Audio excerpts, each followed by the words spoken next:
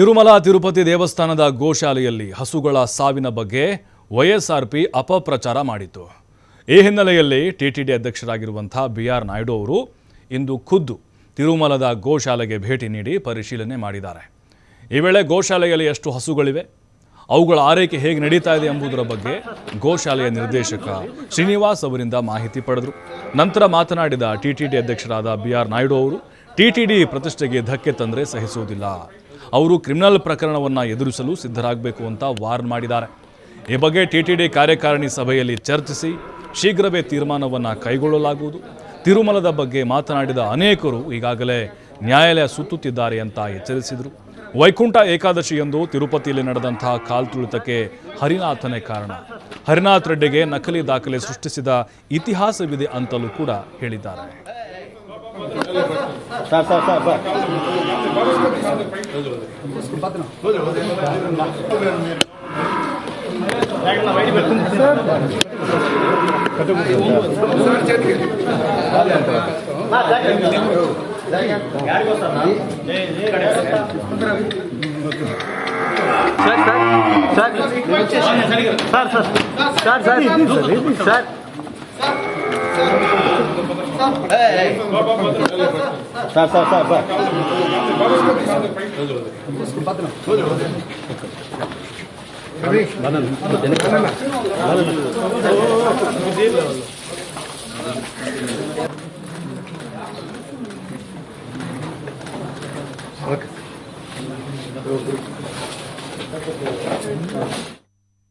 ఆయన వేసే అన్ని వేషాలే, ఒరిజినల్ వ్యక్తి కాదు, హిందువు కాదు. ఆయన పిల్లలు ఏ సాంప్రదాయం ప్రకారం పెళ్లిళ్ళు చేశాడు మనం అందరూ చూసాం.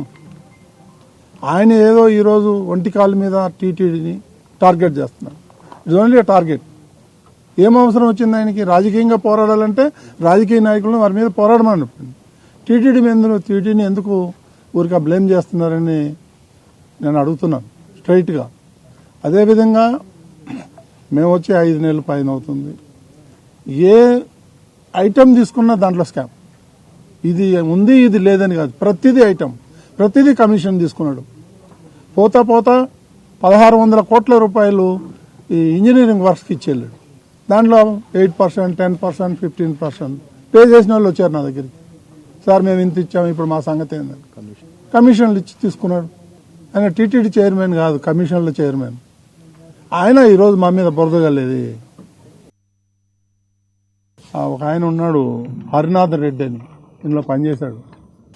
ఆయన పోతా కొన్ని మార్పింగ్ చేసి ఆయన దగ్గర రికార్డు ఉంటుంది, ఇంట్లో పెట్టుకున్నాడు. ఆ స్టాంపేడ్ జరిగినప్పుడు ఈయన ముఖ్య కారకుడు. నాకు డౌట్ ఏంటంటే ఆ భాగంలో ఈయన కూడా ఒక ఇన్సిడెంట్ జరగటంలో 2000-3000 మంది తొక్కిసలాట ఎప్పుడు ఇంట్లో ఒక 50,000, 1,00,000, 2 లక్షలు ఉంటే ఏమైనా తొక్కిసలాట ఉండొచ్చు. దీన్ని బట్టేస్తే టార్గెట్ చేశారు వాళ్ళు, హిందువుల మీద టార్గెట్ చేశారు. దీన్ని ఎట్లాగైనా టీటీడీలో బ్లేమ్ చేస్తే మనం అంతా హీరోలు అయిపోతాం. జీరోలు అయిపోతారని నాకు తెలియదు. దేవుడితో పెట్టుకున్న దేవుడు బాగుపడలేదు. చాలా చోట్ల ఈ కేసులు బుక్ అవుతాయి. కొంతమంది తెలుసు కదా ఏమైందో, ఎట్లా తిరుగుతున్నారు కోర్టు చుట్టూ. చుక్కలు చూపిస్తాము ఆయనకి, మామూలుగా ఉండదు. నన్ను టార్గెట్ చేస్తే ఏం కాదండి, ఐఎమ్ రెడీ.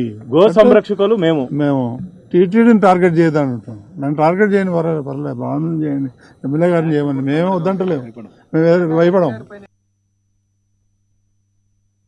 ఇంకా ఒకళ్ళిద్దరు కూడా ఉన్నారు, వేరే సబ్జెక్టే దొరకరు.